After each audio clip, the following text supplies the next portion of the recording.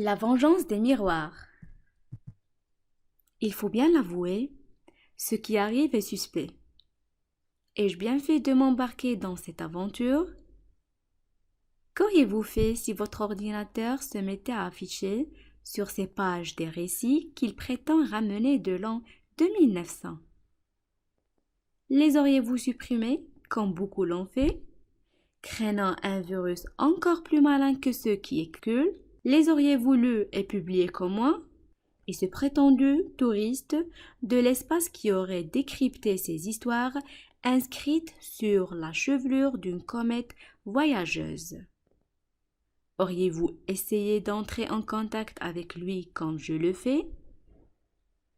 Peut-être aurais-je dû être sage et me contenter de vivre au présent? Suis-je tombé dans un piège? Je commence à m'inquiéter sérieusement car ce dernier récit, je ne l'ai pas lu, je l'ai vécu. Oui, vécu. C'était un dimanche soir.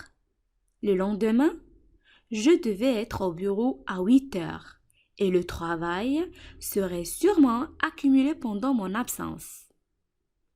Je voulais me coucher tôt. Je m'étais promise de ne consulter mon poste que pendant à peine une demi-heure.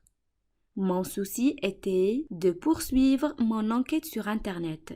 Depuis quelque temps, je volais d'un site à l'autre, essayant de me retrouver en 2900 pour parler avec ce touriste de l'espace qui m'aurait, soi-disant, envoyé ces histoires de façon accidentelle.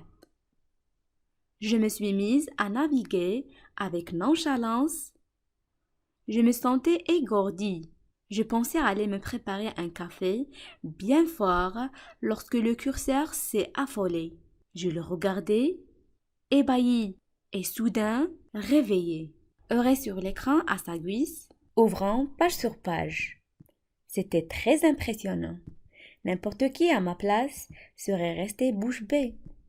Je l'étais encore plus lorsqu'il a pénétré dans un forum de discussion où on échangeait des propos à propos du mariage mixte. On évoquait le mariage terrien-extraterrestre et le statut des enfants issus d'une telle union. En lisant les dates des environs, je n'en ai pas cru mes yeux. C'était le 28/3/2546. Je ne sais pas comment j'ai repris mes esprits. Je me suis dit qu'il faut faire quelque chose. Fermer le PC une bonne fois pour toutes? Non. Après tant d'efforts, j'avance les doigts vers le clavier et je me crée un compte sur le forum. Dès que ma participation est validée, je reçois les messages suivants. Appuyez sur 0. Je m'exécute, étonné par la procédure, mais je me disais que ce n'est pas le plus étonnant. Après tout, voilà que le 0 grandit jusqu'à dépasser l'écran, dépasser le bureau, prendre forme dans la pièce et m'engloutir. Chapitre 1. Nouvelle mission. Me voici au beau milieu d'une immense salle de réunion. Sur le mur du fond, les lettres OTEC sont inscrites en caractères de lumière et d'or. Les ambassadeurs sont tous là, avec Imed 1, 2, 3. C'est un bel homme légèrement chauve, le visage carré, le menton droit. Ses yeux clairs regardent dans ma direction sans me voir. Vigo semble plus âgé que je ne croyais. C'est aussi un bel homme. Ses cheveux sont coiffés en arrière, son large front dégagé et orné de sourcils épais qui couronnent ses grands yeux profonds.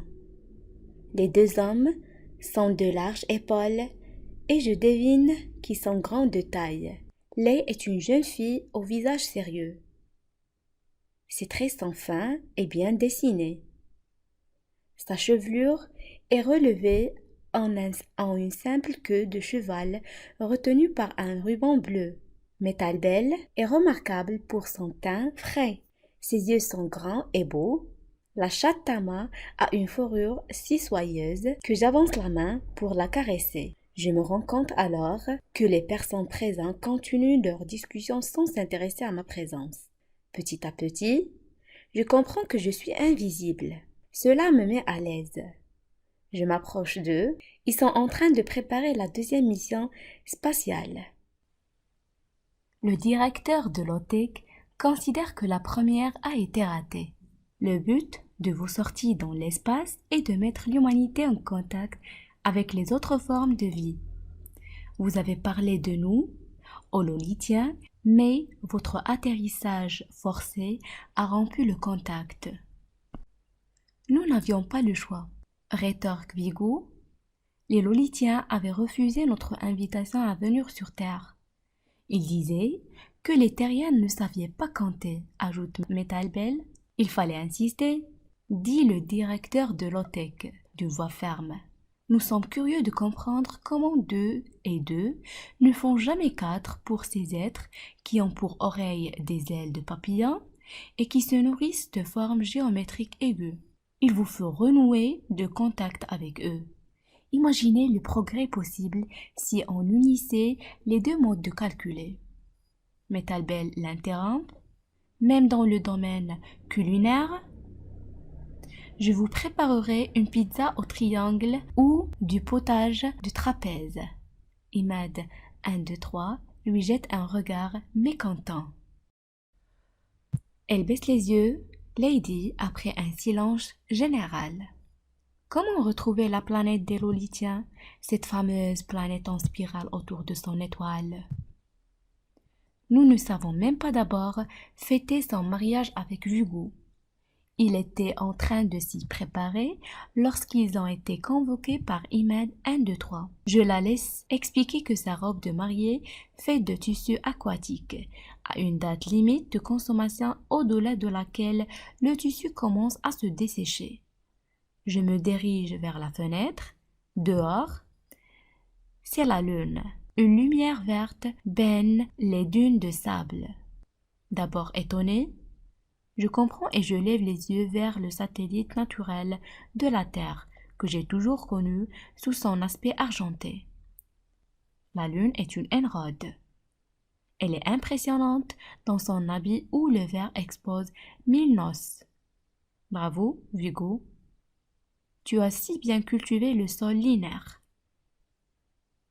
Il y pousse du blé et au printemps, les champs de blé lavent le regard des tristesses de l'hiver et annoncent leur chaud des moissons. Dans quelques mois, la lune sera un astre doré. Et après, elle retrouvait cette blancheur qui fait tant rêver les amoureux. J'entends des applaudissements dans la pièce. Metalbel a accepté de reporter son mariage jusqu'au retour de chez les Lolithiens. Je me rapproche d'elle, de Vigo, de Lei et de Tama au moment où ils branchent le télétransporteur dans la galaxie de Tourbillon. Destination: planète en spirale autour de ses étoiles. Je me retrouve sans l'avoir voulu dans le champ d'action de l'appareil. Me voilà parti, moi aussi, chez les Lolithiens.